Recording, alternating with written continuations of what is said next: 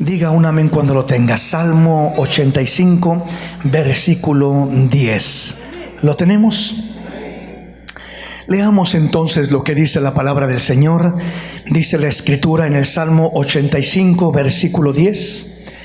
Dice la palabra de la siguiente manera: en el nombre maravilloso y precioso de Cristo Jesús. La misericordia y la verdad se encontraron, la justicia y la paz se besaron. Hubo un encuentro entre la misericordia y la verdad. Hubo un encuentro entre la justicia y la paz.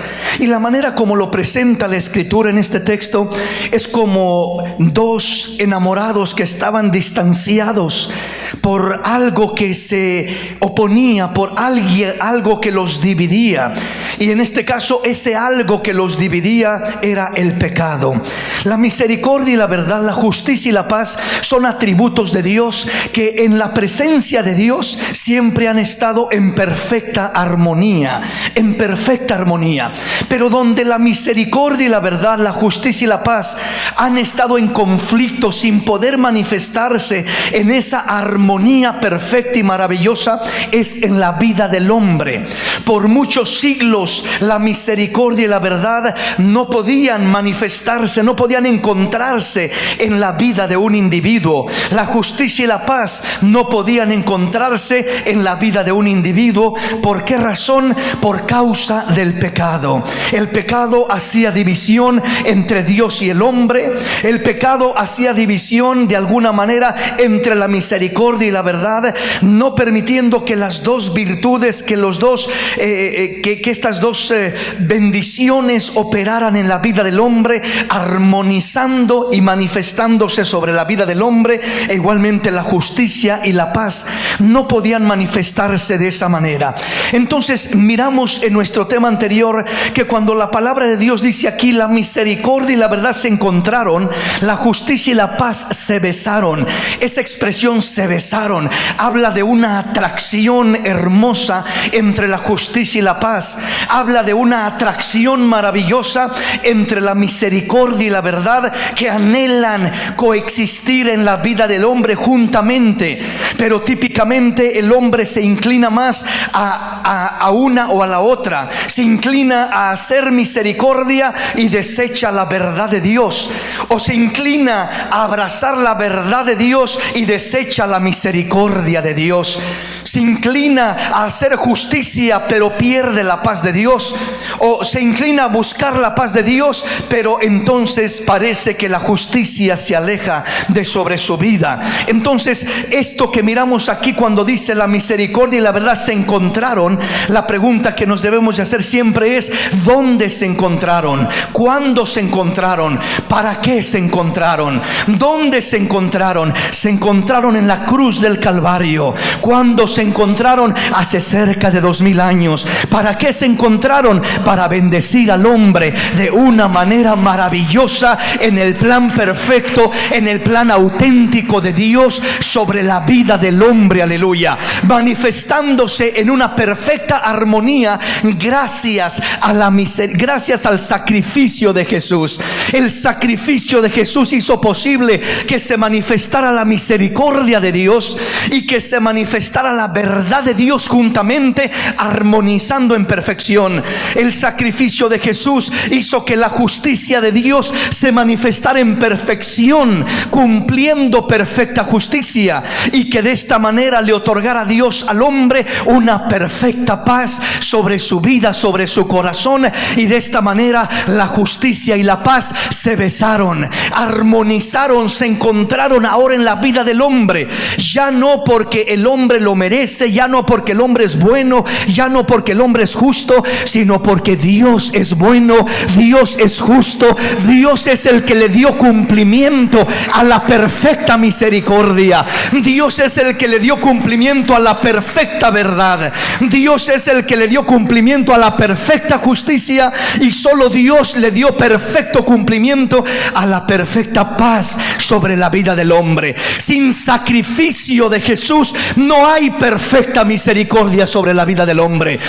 Sin el sacrificio de Jesús no hay perfecta verdad manifestándose sobre la vida del hombre. Sin el sacrificio de Jesús no hay perfecta justicia sobre la vida del hombre. El hombre trata de ser bueno, trata de ser justo, trata de agradar a Dios, pero dice la palabra que nuestras mejores justicias son como trapos sucios de inmundicia. No dan la medida. Solo el sacrificio de Jesús dio la medida y sigue dando la medida, creando perfecta justicia, otorgándonos perfecta paz. Esa es la armonía de la justicia y de la paz en Cristo Jesús, a través de ese glorioso y maravilloso sacrificio, para que tengamos una vida plena, para que vivamos una vida bendecida en el plan de Dios, con perfecta misericordia, con perfecta verdad, con perfecta justicia y con perfecta paz. Avancemos en nuestro tema y vamos a mirar varias escrituras, varios pasajes en esta noche. Así que si no los encuentra todos, voy a tratar de ir un poquito rápido para cubrir lo más que pueda. Anótelos en un papelito y ya usted los analiza más cuidadosamente en su casa. Primera de Juan capítulo 1 versículos 5 al 9. Oigamos lo que dice la palabra y vayamos mirando esa diferencia entre lo que es la misericordia y la verdad de Dios. La misericordia, dice, y la verdad se encontraron como que por primera vez se encontraban después de la caída del hombre, después del pecado de Adán y Eva. Se encontraron, repito, ¿cuándo se encontraron? Hace cerca de 2000 años. ¿Dónde se encontraron? En la cruz del Calvario, en el sacrificio de Jesús. ¿Para qué se encontraron? Para tener ahora libertad para manifestarse en armonía perfecta sobre la vida del hombre que ha creído en Cristo Jesús como su Señor y su Salvador. Aleluya. Solamente sobre el hombre que ha recibido el sacrificio de Jesús. Ahora veamos precisamente esta diferencia entre la misericordia y la verdad, y cómo sin el sacrificio no puede haber esta armonía entre lo que es la misericordia y entre lo que es la verdad de Dios. Veamos estos dos atributos armonizando, uniéndose en perfección sobre la vida del creyente ahora, pero entendiendo al mismo tiempo que sin el sacrificio, que sin la sangre de Jesús, que sin esa obra redentora no podría jamás haber esa unión en la vida del hombre de misericordia y de verdad. Veamos qué dice la palabra. Primera de Juan capítulo 1 versículos 5 al 9. Este es el mensaje que hemos oído de él y os anunciamos: Dios es luz y no hay ningunas tinieblas en él. Si decimos que tenemos comunión con él y andamos en tiniebla, mentimos y no participamos de la verdad. Pero si andamos en luz como él está en luz, tenemos comunión unos con otros, y la sangre de Jesucristo su Hijo nos limpia de todo pecado. Si decimos que no tenemos pecado, nos engañamos a nosotros mismos y la verdad no está en nosotros. Si confesamos nuestros pecados, él es fiel y justo para perdonar nuestros pecados y limpiarnos de toda maldad. Si decimos que no hemos pecado, le hacemos a él mentiroso y su palabra no está en nosotros. Dice claramente el Señor aquí en Primera de Juan 1:5 que este es el mensaje que hemos oído de él y os anunciamos, dice Juan: Dios es luz y no hay ninguna tiniebla en él. Luego nos aclara en el versículo 6 lo siguiente: si decimos que tenemos comunión con él y andamos en tinieblas, mentimos y no practicamos la verdad. Entonces aquí nos está mostrando un aspecto de la verdad. Si decimos que tenemos comunión con Dios y andamos en tinieblas, mentimos y no practicamos la verdad. Entonces no podemos andar en tinieblas, no podemos decir que tenemos comunión con él y andar en tinieblas, porque entonces no estaremos practicando la verdad, estaremos fuera de la verdad. Pero si andamos en luz como él está en luz, tenemos comunión unos con otros, y la sangre de Jesucristo su Hijo nos limpia de todo pecado. Entonces nos aclara el versículo 7 que cuando una persona dice tiene comunión uno con el otro, un hermano con el otro, el esposo con la esposa, los padres con los hijos con los padres, cuando tenemos comunión unos con otros, entonces dice que la sangre de Jesucristo su Hijo nos limpia de todo pecado.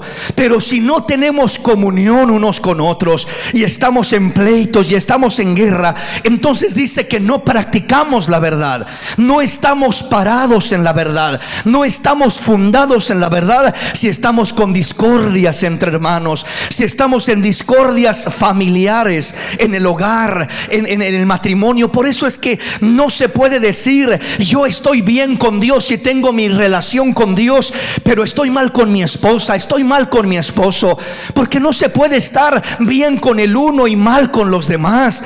Tenemos que entender que va de la mano nuestra relación con nuestro prójimo, va de la mano con la relación con nuestro Dios, por lo menos en lo que depende de nosotros. Dice el apóstol Pablo: en lo que depende de vosotros, buscad estar en paz con todos los hombres. Aleluya. Pero si alguien no quiere estar en paz conmigo, hermano, si alguien me quiere hacer la guerra, si alguien no me quiere perdonar, si alguien la trae conmigo, pues deja que la traiga contigo. Tú ámalo, tú bendícelo, tú perdónalo, haz tu parte y Dios te bendecirá a ti. En lo que depende de ti, bendice la vida de esa persona y deja sus decisiones en las manos de Dios, que Dios se encargará de tratar con él o con ella en el tiempo y a la manera de Dios. Pero entonces dice: pero si andamos en luz como Él está en luz, tenemos comunión unos con otros, y la sangre de Jesucristo su Hijo nos limpia de todo pecado. Versículo 8: si decimos que no tenemos pecado, nos engañamos a nosotros mismos y la verdad no está en nosotros. Si confesamos nuestros pecados, Él es fiel y justo para perdonar nuestros pecados y limpiarnos de toda maldad. Si decimos que no tenemos pecado, le hacemos a Él mentiroso y su palabra no está en nosotros. Entonces, oiga cómo el versículo 8 nos confronta y nos dice: si decimos que no tenemos pecado, nos engañamos a nosotros mismos y la verdad no está en nosotros. ¿Cómo puede armonizar, cómo puede unirse la verdad y la misericordia? La misericordia de Dios, la misericordia se encontró con la verdad. La misericordia y la verdad se encontraron. La justicia y la paz se besaron. ¿Cómo puede encontrarse, cómo pudo encontrarse la misericordia y la verdad? Si por un lado la palabra dice que si nosotros decimos que no tenemos pecado, según el versículo 8, si decimos que no tenemos pecado, nos engañamos a nosotros mismos y la verdad no está en nosotros. O sea, siempre que nos paramos en la verdad, vamos a terminar mirándonos faltos, mirándonos limitados y mirándonos con errores, mirándonos con pecado en nuestra vida, por santos que nos creamos. Si usted se para en la verdad de Dios, la verdad va a descubrir que en usted, que en su vida hay errores, hay deficiencias, hay faltas, hay pecado. Porque pecado es saber hacer lo bueno y no hacerlo. Y muchas veces podemos decir: yo no estoy pecando, no estoy haciendo nada malo. A lo mejor no estás haciendo algo malo, pero tampoco estás haciendo lo bueno que deberías de hacer. Y tanto pecado es hacer lo malo como no hacer lo bueno que debemos de hacer. Entonces, cuando la persona, por ejemplo, imagínense, nos habla la escritura de aquel hombre que fue maltratado y golpeado por ladrones en el camino, y dice la palabra que estando ahí herido, pasó un levita y lo vio, y dice que simplemente lo ignoró y siguió de largo.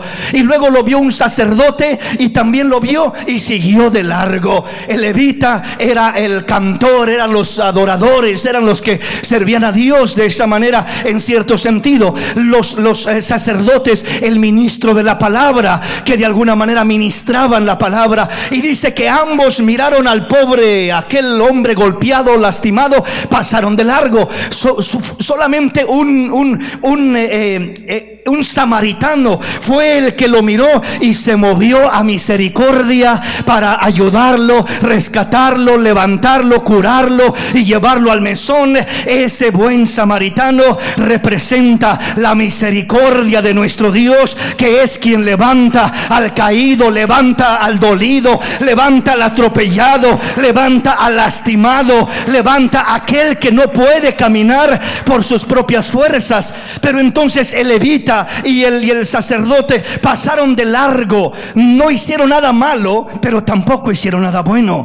O sea, no le hicieron un daño, no lo golpearon, pero tampoco lo ayudaron. Entonces, cuando el hombre se para y se mira en el espejo de la verdad de Dios, siempre va a terminar mirándose deficiente, falto, con errores, con pecado en su vida. Por eso dice el verso 8: si decimos que no tenemos pecado, nos engañamos a nosotros mismos y la verdad no está en nosotros. Pero entonces, ¿qué tengo que hacer?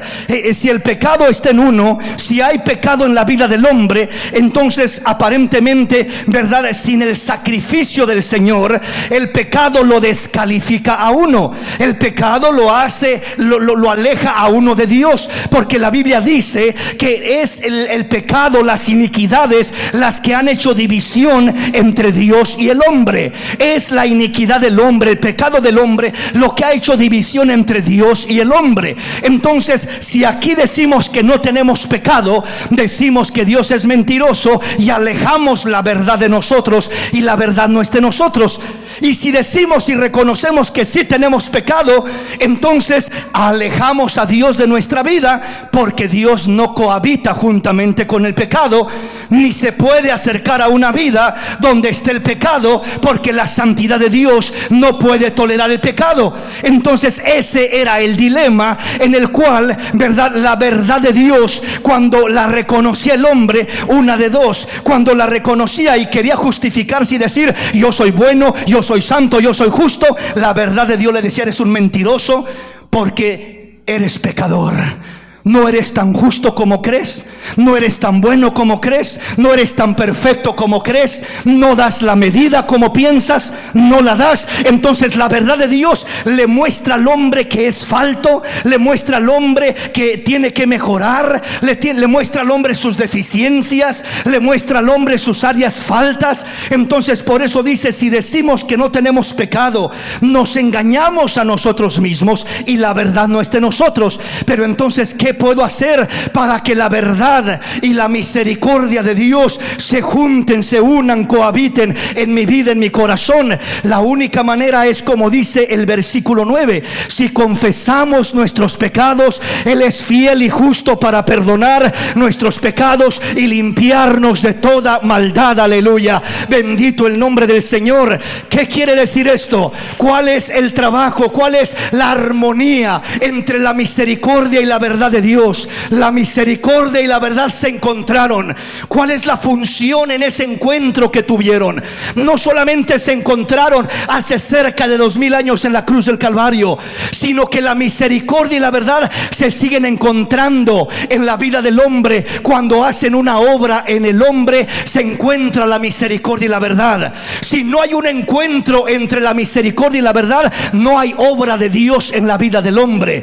Es solo cuando hay el encuentro de la verdad de Dios y de la misericordia de Dios que entonces surge una obra maravillosa en la vida del hombre. ¿Por qué razón? Si solamente aparece la misericordia y uno busca la misericordia y se ampara bajo la misericordia, generalmente la gente que solo se ampara bajo la misericordia de Dios y deja a un lado la verdad de Dios, son personas que no cambian su vida, son personas que quieren aceptación así como son. Yo soy así, así Dios me quiere, así Dios me acepta y yo no tengo por qué cambiar para nadie ni por nadie, yo voy a seguir siendo como soy. Son personas que no cambian porque creen que están bien como están y se amparan solamente bajo la misericordia de Dios.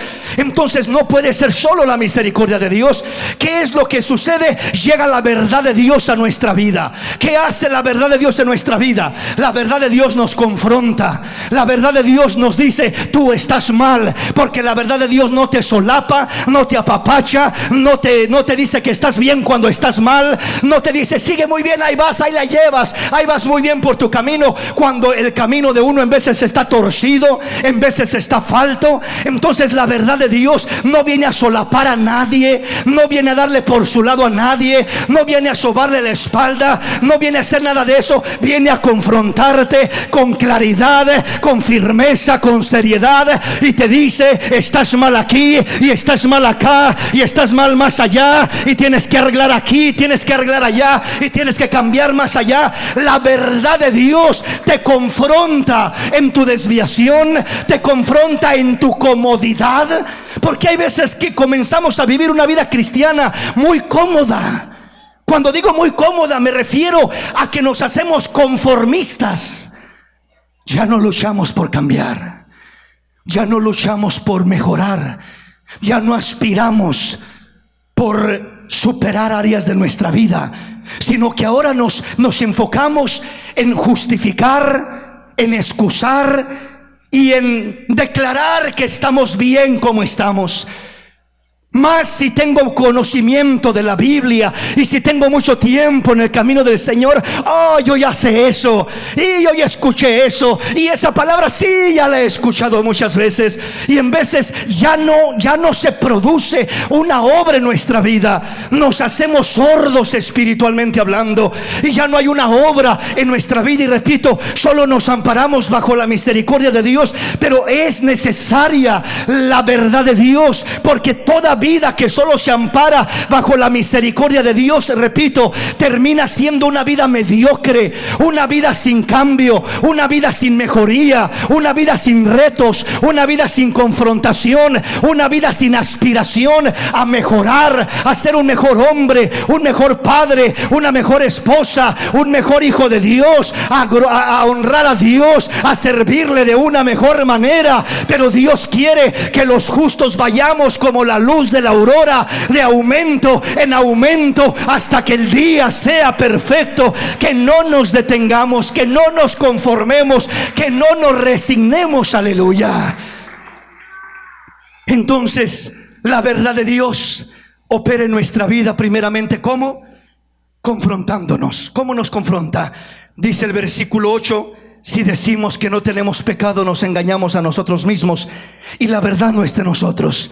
Versículo 10 dice: si decimos que no hemos pecado, le hacemos a él mentiroso, y su palabra no está en nosotros. Entonces, si el hombre se justifica, si el hombre dice yo estoy bien, si el hombre dice yo no hago mal a nadie, si el hombre dice ya no robo como robaba, ya no adultero como adulteraba, yo estoy bien como estoy, Dios dice: no estás tan bien como crees que estás.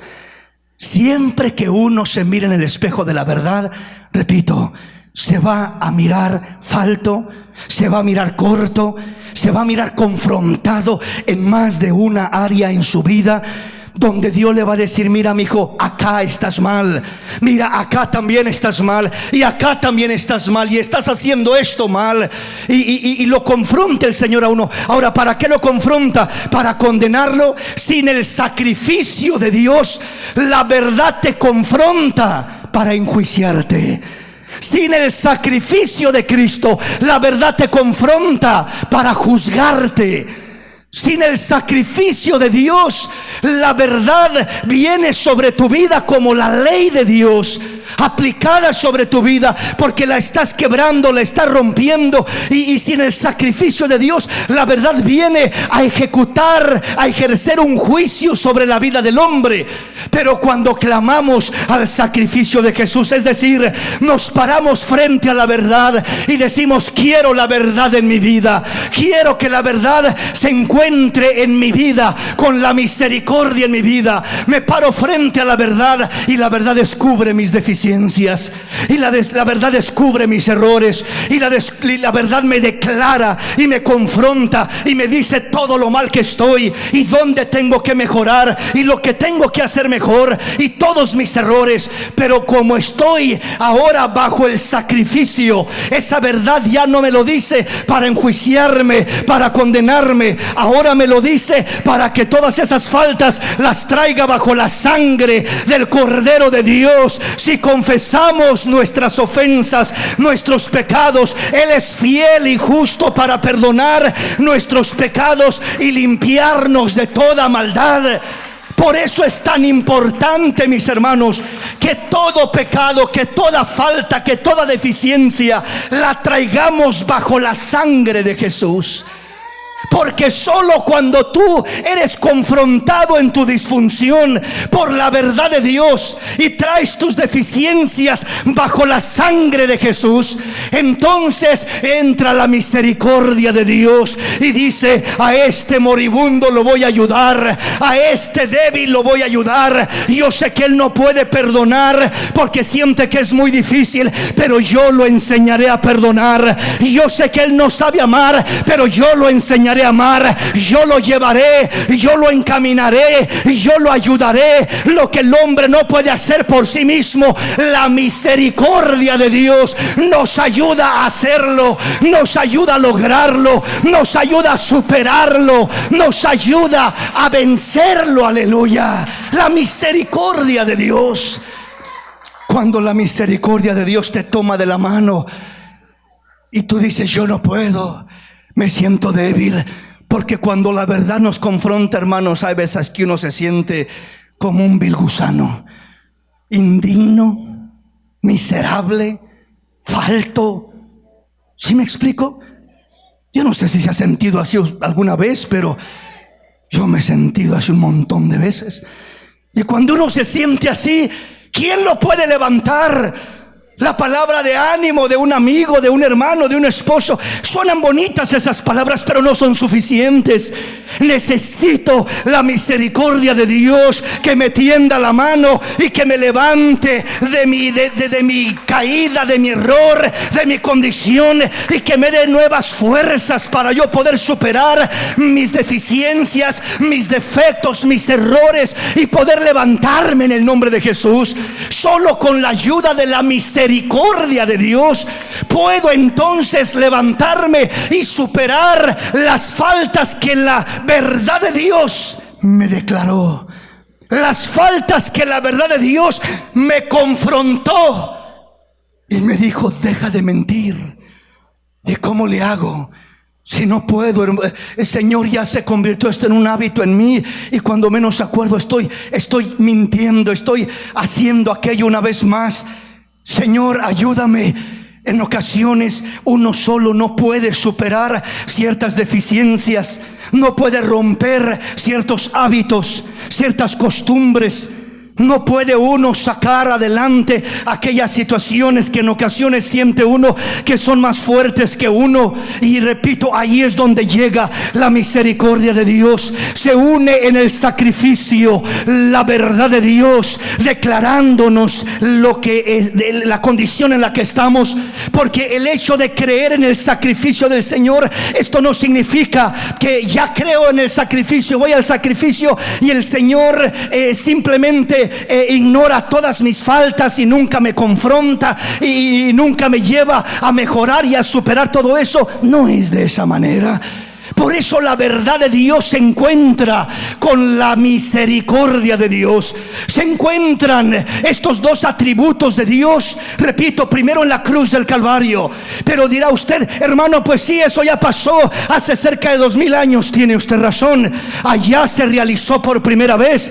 Pero después de aquella ocasión, la verdad de Dios nos confronta en diferentes momentos, en diferentes lugares. En un culto como este en el que estamos en esta tarde, llega la verdad de Dios a confrontarnos y a decirnos: estás mal, estás viviendo mal, estás desviándote, estás equivocándote, vives una vida conformista, vives una vida mediocre. Aviva el fuego del don de Dios que hay en ti. Aviva el fuego del don de Dios. No te conformes, no te limites. Y entonces ahí es donde uno entiende su condición real. Repito, cuando uno no se acerca a la verdad de Dios, uno se cree que está bien. Uno se forma un concepto de sí mismo Repito, ¿cuántas personas hay? Así como en el mundo, cuando usted va a hablarle a alguien de Cristo y dice, yo soy una buena persona, yo no necesito a Cristo, los que lo necesitan son los asesinos que están en la cárcel. Yo no he matado a nadie, yo no he robado a nadie, yo trato de portarme bien, yo trato de ser un buen vecino, así que yo no necesito. Y están pensando que ellos son buenas personas porque no han robado, no han matado, no han hecho alguna maldad, y no entienden lo corto que están de lo que es el estándar de Dios. No se han mirado frente a la verdad de Dios, viven en su propia verdad, son sabios en su propia opinión. Se miden y se miran en el espejo de sus propios conceptos y criterios, y bajo su propio criterio y concepto dicen: yo estoy bien como estoy, yo no necesito más, yo así estoy bien. Toda persona que dice yo así estoy bien se está mirando en el concepto de su propia opinión, y por eso se juzga en su propia opinión y se excusa y se justifica. Pero todo el que se mira en el espejo de la verdad de Dios va a mirarse falto, se le va a mirar una mancha por allá, una rotura por allá, un defecto por allá, otra deficiencia por allá, y va a decir uno: Señor, yo pensé que estaba un poco mejor, no creí que estaba tan mal, que me miraría tan mal. Señor, ten misericordia de mí, Señor. Ahí clama el hombre a la misericordia de Dios para ayudarle a superar sus deficiencias, para ayudarle a mejorar en sus defectos, para ayudarle a salir adelante. Entonces, de esa manera, la verdad trabaja confrontándonos y declarándonos nuestra verdadera condición. Y la misericordia de Dios trabaja ayudándonos a superar, a levantar, a mejorar, a cambiar esas deficiencias. Primeramente, cuando traemos nuestras deficiencias bajo la sangre de Jesús, bajo el sacrificio de Jesús, ya ahí automáticamente recibimos el perdón de Dios, recibimos el perdón. Así que dice: por eso, si confesamos nuestros pecados, Él es fiel y justo para perdonar nuestros pecados y limpiarnos de toda maldad. Pero no solamente recibimos el perdón, sino que también recibimos la ayuda de la misericordia de Dios para superar, para mejorar, para cambiar, para vencer todo lo que necesitamos vencer en el nombre poderoso de Jesús. Y gracias a la misericordia del Rey de los cielos, bendito su nombre. Denle ese aplauso al Rey en esta hermosa y linda tarde.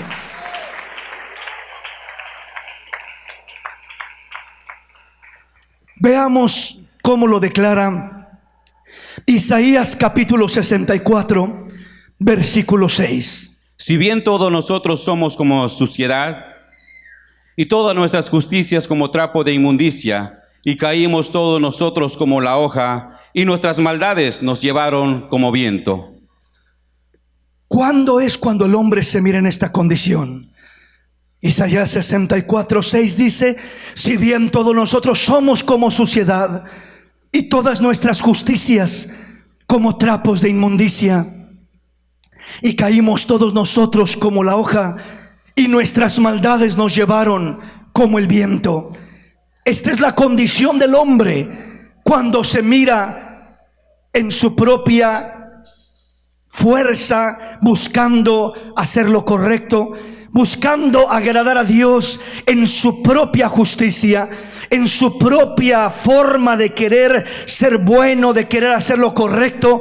El hombre más correcto, el hombre más justo, el hombre más santo, dice Isaías que esas justicias son como suciedad. Si bien todos nosotros somos como suciedad, y todas nuestras justicias como trapos de inmundicia, así son las justicias del hombre, porque no dan la medida, porque el hombre cree que con 2, 3 cosas que logra hacer, ya estoy haciendo todo lo que Dios quiere, ya estoy complaciendo a Dios en toda su justicia, ya estoy parado en la verdad de Dios, haciendo todo lo que Dios quiere.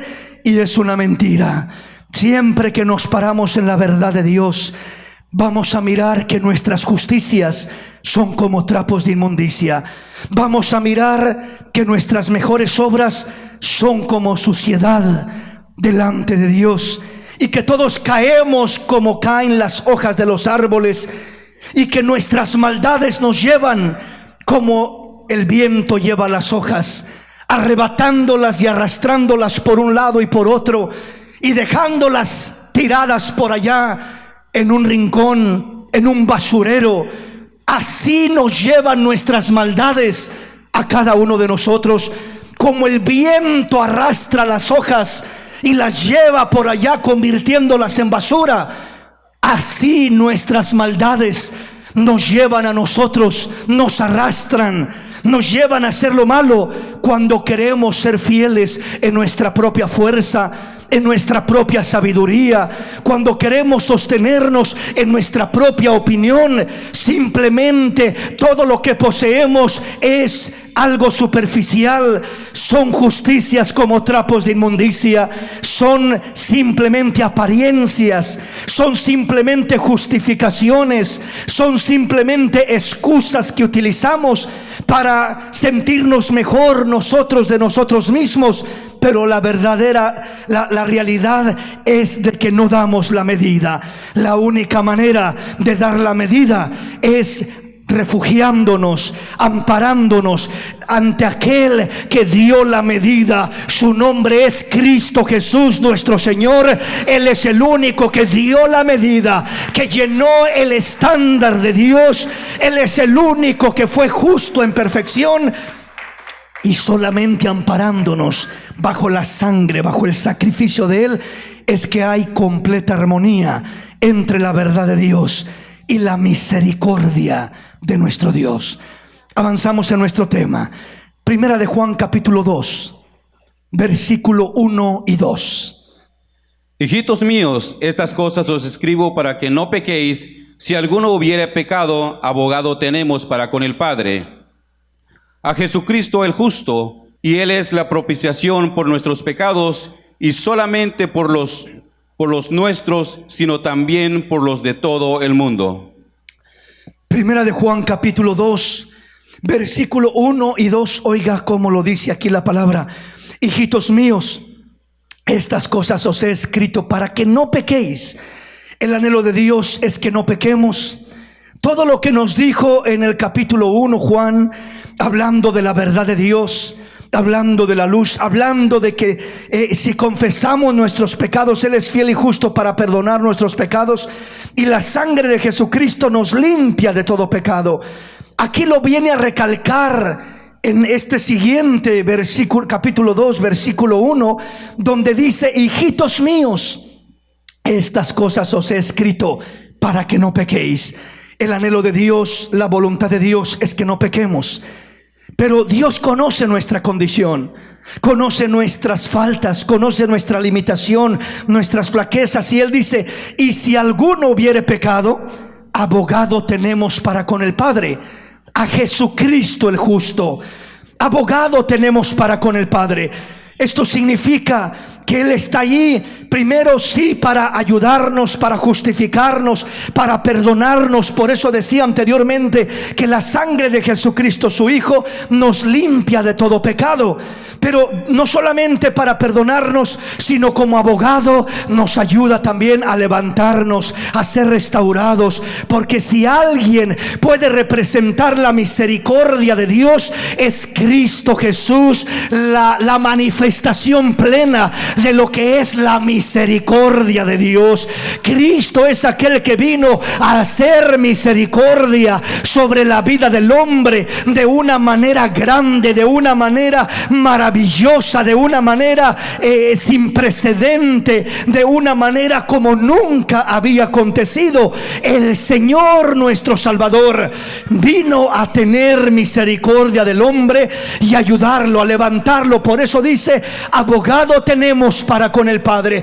Tenemos quien nos perdone, pero no solamente nos perdona para seguir igual, no solamente nos perdona para decir, ya te perdoné, sigue pecando igual, y sigue y continúa en el mismo pecado y en la misma vida pecaminosa que llevabas, como antes que en la religión decíamos, pues bueno, voy a ir a confesarme, ¿verdad?, con el padrecito, y iba uno y se confesaba y decía, ya tengo mi página en blanco una vez más, para comenzar a llenarla poco a poco, ¿verdad? No era con el fin de apartarse del pecado, era con el fin simplemente de tener un nuevo comienzo, para que no se le acumulara aparentemente mucho ahí la deuda, ¿verdad? Y ya comenzar de nuevo ahí poco a poco a seguir en lo mismo, porque no nos apartábamos de lo que hacíamos, el estilo de vida era el mismo, el hombre va y se confiesa y sigue en la misma vida pecaminosa, los mismos hábitos, las mismas costumbres, los mismos vicios, las mismas maldiciones, el mismo estilo de vida es lo que sigue practicando la persona. Pero cuando nosotros venimos correctamente ante nuestro Salvador, reconociéndolo como nuestro abogado, es para que nos perdone, sí, pero es más que solamente perdonarnos, es ayudarnos, restaurarnos, levantarnos para apartarnos del mal camino, enderezar nuestros pasos y honrar al Rey de los cielos con todo nuestro corazón, buscando hacer la voluntad de Dios en nuestra vida. Bendito su nombre. El versículo 2 dice lo siguiente. Primera de Juan capítulo 2 versículo 2 dice: y Él es la propiciación por nuestros pecados, y no solamente por los nuestros, sino también por los de todo el mundo. Qué maravilloso, ¿verdad? Quiero detenerme un poquitito en este punto para entenderlo más ampliamente. Y Él es la propiciación por nuestros pecados, y no solamente por los nuestros, sino también por los de todo el mundo. Propiciación. ¿Qué significa la palabra propiciación? La palabra propiciación significa expiación, purificación o remisión. Significa purgar o pagar, anulación de una culpa por medio de un sacrificio u ofrenda. Esta es la propiciación, expiación por nuestros pecados, purificación de nuestros pecados, remisión o perdón de nuestros pecados. Es purgar nuestros pecados. El verdadero purgatorio no está después de la muerte, que el hombre va al purgatorio a purgarse. No hay purgatorio, no hay fuego, no hay castigo que pueda purgar verdaderamente los pecados del hombre. La única forma de purgar los pecados es siendo lavado por la sangre del Cordero de Dios. Es la sangre de Jesús la que purga, la que limpia, la que paga, la que expía, la que purifica, la que redime al hombre de sus pecados. Esta es la verdadera purificación. Entonces, hablar de la propiciación es hablar de expiación, de purificación, de remisión, de purgar o pagar, de la anulación de una culpa, repito, por medio de un sacrificio u ofrenda. En este caso estamos hablando del sacrificio de Cristo Jesús. Propiciación, según el diccionario, es la mitigación de la ira de Dios mediante el sacrificio de Jesús, la cual satisface la justicia de Dios y da como resultado su disposición favorable hacia nosotros. O sea, es la mitigación de la ira de Dios por medio del sacrificio de Jesús. La mitigación, o sea, el no recibir lo que merecíamos. Misericordia de Dios es no recibir lo que merecíamos. ¿Qué merecíamos? Castigo. ¿Qué merecíamos? Juicio. Pero la misericordia de Dios es la mitigación de la ira de Dios mediante el sacrificio de Jesús. O sea, detiene, mitiga de lo que es la ira de Dios sobre nuestra vida, y en vez de que recibas la ira de Dios, recibes el favor de Dios, la gracia de Dios, la ayuda de Dios, la bendición de Dios, la protección de Dios, la fortaleza de Dios para levantarte, para superar aquellas deficiencias, aquellos errores, aquellos fracasos que puedes haber tenido en la vida. Propiciación también es lo siguiente. En la parte superior del arca se encuentra el propiciatorio flanqueado de ambos lados por 2 querubines. Esto está en Éxodo 25, 19 al 22. Este mismo lugar que es el propiciatorio, ahí es donde Dios se encontraba con su pueblo. Declara Dios: ahí me encontraré contigo. También el propiciatorio se conoce como asiento de misericordia. Asiento de misericordia. En inglés le llaman mercy seat. El asiento de misericordia, donde se encontraba allí en aquella arca del pacto. Que había en aquella arca del pacto que cargaban en el tiempo antiguo, ¿verdad? Allí estaban las leyes de Dios. Allí estaban las tablas que Dios le dio a Moisés cuando subió al monte, y allí estaban escritas las leyes de Dios. En esa arca maravillosa, allí estaban las leyes de Dios, y lo que cubría esa arca era el propiciatorio, también conocido, repito, como el asiento de misericordia. O sea, cubría las leyes, cubría el arca, cubría la ley de Dios que estaba ahí dentro de esa arca. Ahí el propiciatorio era lo que era el asiento de misericordia, era la tapa que cubría esa arca donde estaban adentro las tablas de las leyes de Dios. Entonces la tapa de arriba que cubría se le llamaba el propiciatorio, que también, repito, se conocía como el asiento de misericordia. ¿Qué es lo que refleja el propiciatorio desde la antigüedad? Estaba reflejando que la ley que venía a enjuiciar al hombre, que la ley que venía a condenar muchas veces al hombre, porque la ley es buena pero el hombre era malo, el hombre rompía la ley, quebraba la ley, el hombre no daba la medida, porque si no fallaba en una cosa, fallaba en otra. Entonces viene el propiciatorio, el asiento de la misericordia de Dios, a cubrir aquella ley para poder darle al hombre la misericordia del Dios de los cielos, y no el juicio de la ley de Dios que merecía por naturaleza. Cuando merecemos el juicio de la ley de Dios, nos acercamos al propiciatorio. ¿Cuál es el propiciatorio? Pues en el tiempo antiguo era aquella tapa que cubría lo que era el arca del pacto. Tenía 2 querubines encima de esa tapa, un querubín hacia el otro, mirándose el uno al otro con las alas extendidas. Es lo que había ahí arriba del propiciatorio. Pues quiero decirle, ahora ya no hay un propiciatorio que tengamos acá, hablando de una arca, de un pacto donde nos acerquemos al propiciatorio. Ahora nuestro propiciatorio es Cristo Jesús, nuestro Señor. Él es el asiento de misericordia. Él es el que le dio cumplimiento a la ley. Él es el que dijo: yo no he venido a abrogar la ley, sino a cumplir la ley. Le dio perfecto cumplimiento a la ley de Dios para bendecir nuestras vidas de una manera especial. Tú no podías cumplir la ley, yo tampoco. Él la cumplió por nosotros. Él la cumplió por nosotros. Y Él es nuestra propiciación.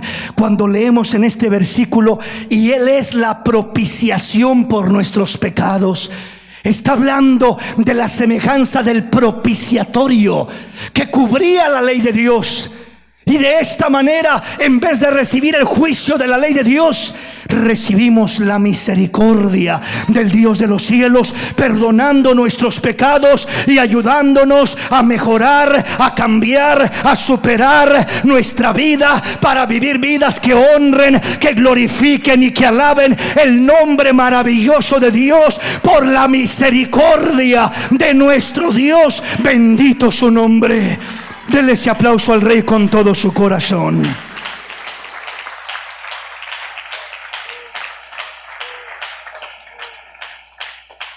Qué hermosa es la palabra, ¿verdad? Romanos capítulo 3, versículo 23 al 26. Veamos la semejanza, veamos la conexión entre verdad y misericordia. El propiciatorio, repito, era el asiento de misericordia, era lo que cubría el arca del pacto, era lo que cubría la ley de Dios, dando a entender figurativamente que Cristo es nuestra propiciación, cumpliendo la ley de Dios, cubriendo la ley de Dios, dándole perfecto cumplimiento para que tú y yo no tengamos que cumplirla, por así decirlo, porque aunque debemos de apegarnos lo más que podamos y buscar hacer la voluntad de Dios, pero sabemos que nunca damos la medida porque somos imperfectos y siempre estaremos cortos de la perfección. Entonces Cristo le da la perfección, cumplimiento perfecto de la ley, cubriendo la ley para que nosotros seamos bendecidos en Él y por medio de Él, como si nosotros hubiéramos cumplido la ley. Amén, porque recibimos la justicia de Cristo. Romanos capítulo 3, versículo 23 al 26. Oiga lo que dice la palabra. Por cuanto todos pecaron y están destituidos de la gloria de Dios, siendo justificados gratuitamente por su gracia mediante la redención que es en Cristo Jesús, a quien Dios puso como propiciación por medio de la fe en su sangre, para manifestar su justicia a causa de haber pasado por alto en su paciencia los pecados pasados, con la mira de manifestar en este tiempo su justicia, a fin de que Él sea el justo y el que justifica al que es de la fe de Jesús. Qué hermoso, ¿verdad? Comienza diciendo el versículo 23, por cuanto todos pecaron. No dice algunos cuantos pecaron.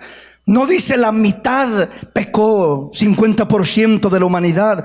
Ni siquiera dice 99.9% pecaron. Dice por cuanto todos pecaron. Todos están destituidos de la gloria de Dios. Esta es la realidad a la que el hombre se enfrenta sin el sacrificio de Jesús, sin la misericordia de Jesús. Esta es la verdad de Dios hablando. Todos pecaron. Esta es la verdad de Dios. Declara la condición del hombre, declara la situación del hombre. Por cuanto todos pecaron, no hay justo ni aún uno, dice el Señor. No hay verdaderamente uno que cumpla los requisitos y que dé la medida. Por cuanto todos pecaron, la consecuencia es la siguiente: están destituidos de la gloria de Dios. Pero ahora viene una esperanza, ahora viene una palabra de misericordia sobre nuestras vidas. Luego dice, siendo justificados gratuitamente por su gracia, mediante la redención que es en Cristo Jesús. El sacrificio de Jesús, la redención que es en Cristo Jesús. Justificados pues por la fe, tenemos paz para con Dios por medio de nuestro Señor Jesucristo. Viene la redención a traer una justificación a nuestra vida, siendo justificados gratuitamente por su gracia, mediante la redención que es en Cristo Jesús, a quien Dios puso como propiciación, a quien Dios puso como asiento de misericordia, cubriendo la ley, cumpliendo la ley, siendo el hacedor de la ley, dándole el perfecto cumplimiento a la ley. Le dio, dice, lo puso Dios como propiciación por medio de la fe en su sangre, por medio de la fe en su sacrificio. Por eso le decía, sin sacrificio no hay misericordia. Sin sacrificio la verdad nos condena. Sin sacrificio no hay restauración. Sin sacrificio no hay salvación. Sin sacrificio no hay sanidad. Sin sacrificio no hay justificación. No hay propiciación. No hay nada de ello. Pero gracias al sacrificio de nuestro amado Salvador, que por medio de Él somos justificados por la fe en su nombre, en su sangre maravillosa. Por medio de la fe en su sangre, dice. Qué hermoso, ¿verdad?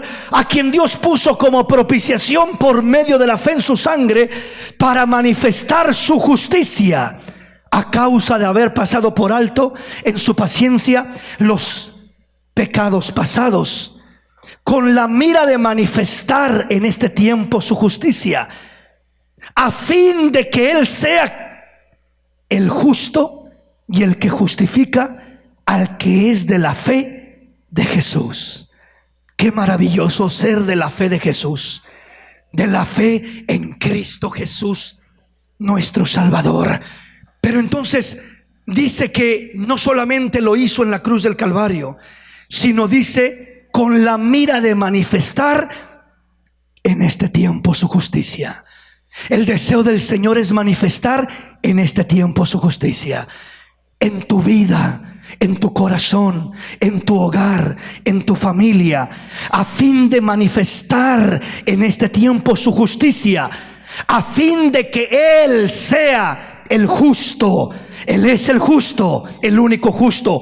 Pero no solamente que Él es el justo, sino también dice, y el que justifica al que es de la fe de Jesús. Entonces Él es el justo y Él es el que justifica.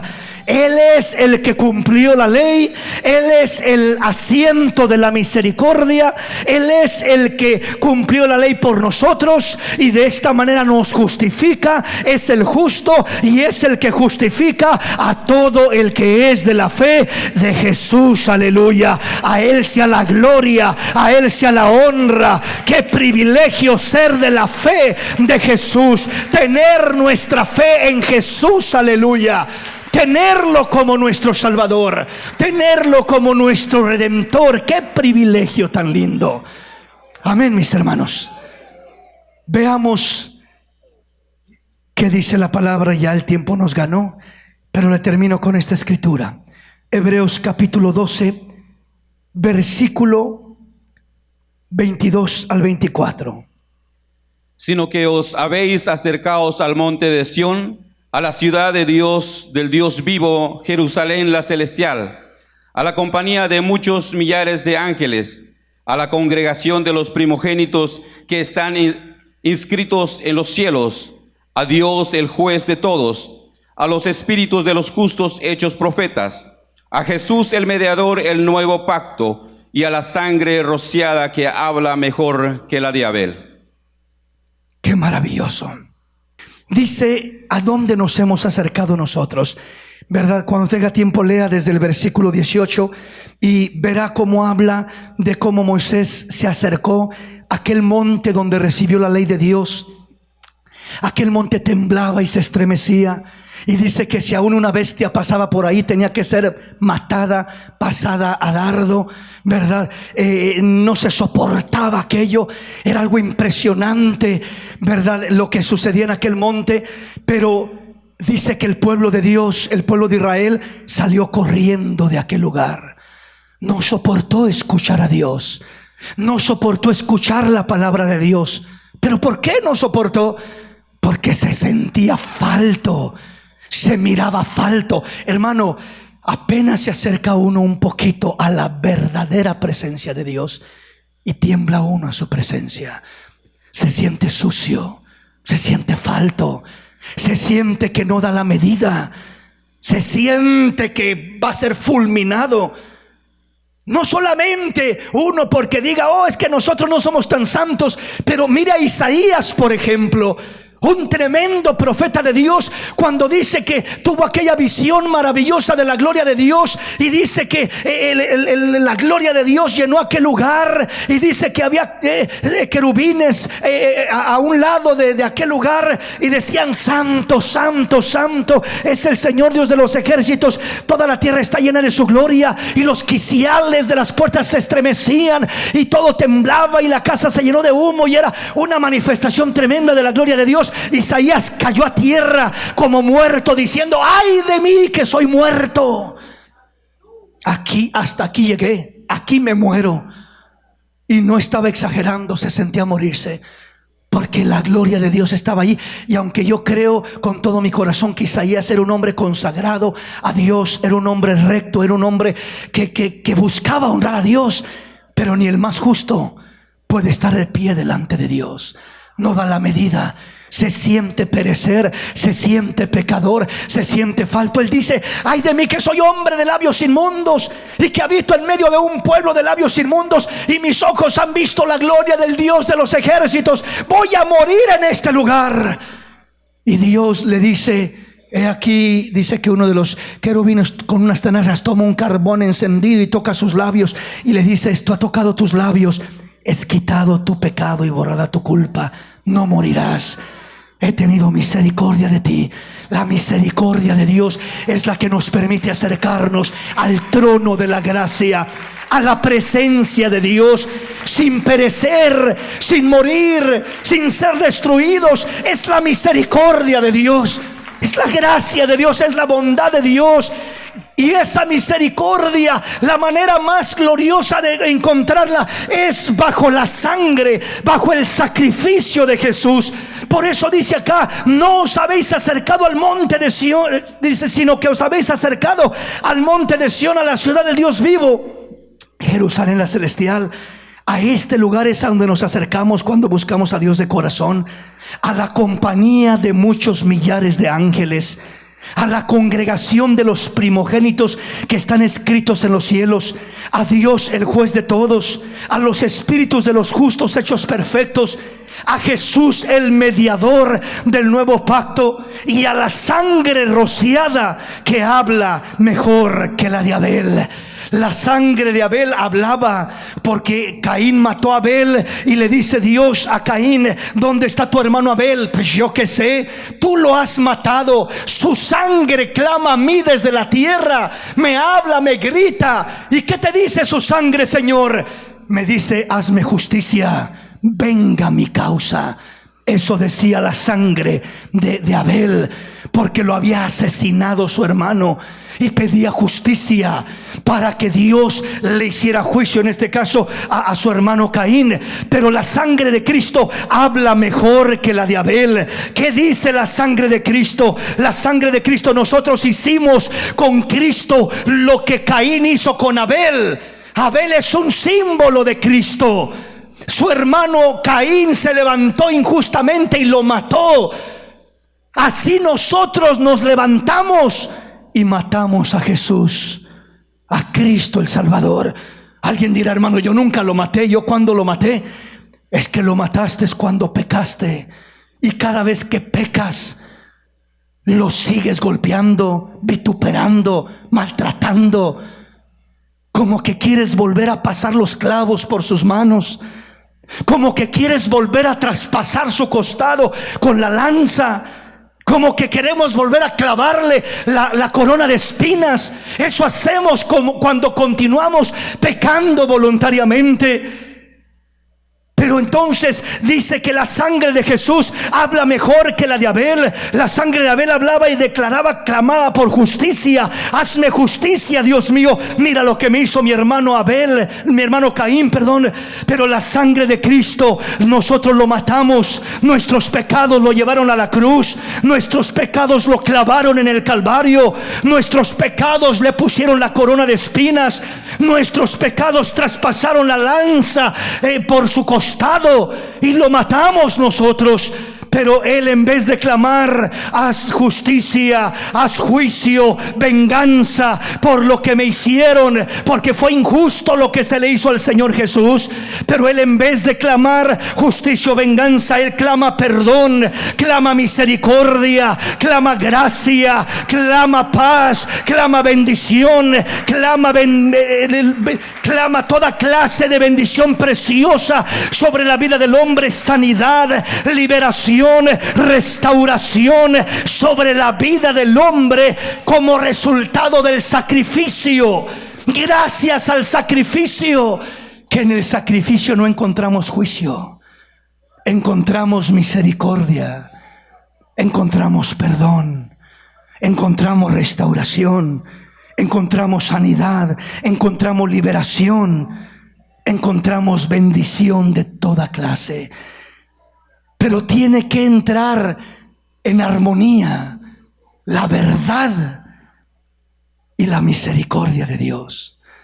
La verdad declarando nuestra condición, para no solaparnos, para no autojustificarnos, para no excusarnos, sino para reconocer nuestra condición, ser confrontados por su verdad y entonces poder luchar por superar, por cambiar, por mejorar nuestra vida con la ayuda de la misericordia de Dios.